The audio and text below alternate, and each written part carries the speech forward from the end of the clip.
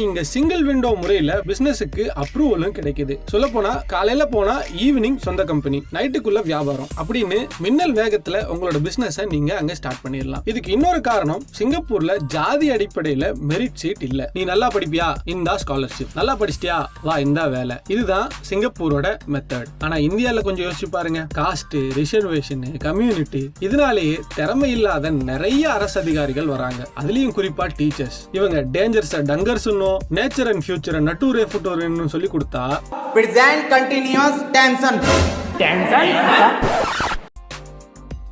விடுங்க, இத பத்தி நம்ம பேச வேண்டாம். என்னதான் சிங்கப்பூர்ல அதிகமா சம்பாதிச்சாலும் நீங்க ஒரே ஒரு வீட்டை மட்டும் தான் வாங்க முடியும். அதாவது ஒரு ப்ராப்பர்ட்டி மட்டும் தான் வாங்குறதுக்கு உங்களுக்கு அலவுட். அண்ட் கார் வாங்குறதுக்கு ரொம்பவே கஷ்டம். ஏன்னா இவங்க காருக்கு 27% டாக்ஸ் விதிச்சிருக்காங்க. அது ஏன் அப்படின்னு கேட்டீங்கன்னா, ஒரு கவர்மெண்ட் பஸ் போக வேண்டிய இடத்துல 2 கார் மட்டும் தான் போக முடியும். அதாவது 60 பேர் போக வேண்டிய இடத்துல வெறும் 8 பேர் மட்டும் தான் போக முடியும். சோ லீ குவான் யூ என்ன சொல்லிட்டாரு அப்படின்னா, நீ வா, நான் கவர்மெண்ட் பஸ்ல எல்லா ஃபெசிலிட்டிஸும் உனக்கு தரேன், ஃபுல் ஏசி, டைமுக்கு வரும், டைமுக்கு போகும். சோ நீ பப்ளிக் டிரான்ஸ்போர்ட்டையே யூஸ் பண்ணு, அதை விட்டுட்டு இடத்த அடைக்கிற மாதிரி காரை வாங்காத அப்படின்னு சொல்லிட்டாராம். சூப்பர்ல. இதை விட சூப்பரான விஷயம் ஒண்ணு இருக்கு. அது என்னன்னா நியூஸ் சேனல்ஸ். நம்ம ஊர் மாதிரி எப்ப பாரு நெகட்டிவ் நியூஸையும் தலைவர்களை தரைக்குறைவா பேசுறதையும் இல்லாத பொல்லாத எல்லாத்தையும் சொல்றதையும் இது எதையும் சிங்கப்பூர்ல உங்களால பண்ண முடியாது. ஏன்னா அதுக்கும் லீ குவான் யூ தெளிவா சட்டத்தை போட்டுட்டாரு. அது என்ன அப்படின்னு கேட்டீங்கன்னா, நாங்க என்ன சொல்றோமோ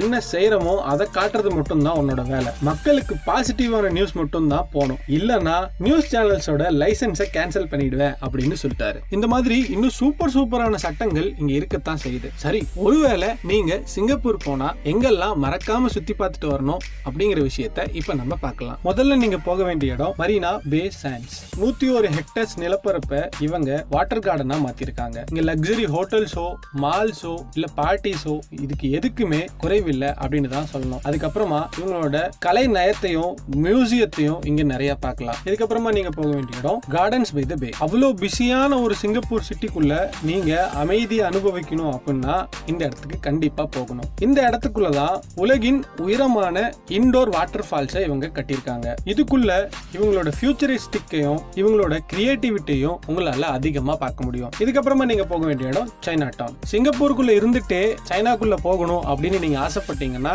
நீங்க போக வேண்டிய சரியான இடம் இந்த சைனா டவுன் தான். இதுக்குள்ள சைனாவோட அத்தனை உணவு வகைகளையும், சைனாவில் கிடைக்கக்கூடிய அத்தனை அட்ராக்டிவ் பொருட்களையும், அவங்க கலாச்சாரத்தை பறைசாற்ற விதமா இருக்கிற சில விஷயங்களையும் நீங்க இந்த சைனா டவுனுக்குள்ள பார்க்கலாம். இந்த இன்ஃபர்மேஷன்ஸ் எல்லாம் உங்களுக்கு யூஸ்ஃபுல்லா இருந்திருக்கும் அப்படின்னு நான் நினைக்கிறேன். ஓ, இன்னும் இங்கதான் இருக்கீங்களா? சோ இந்தாங்க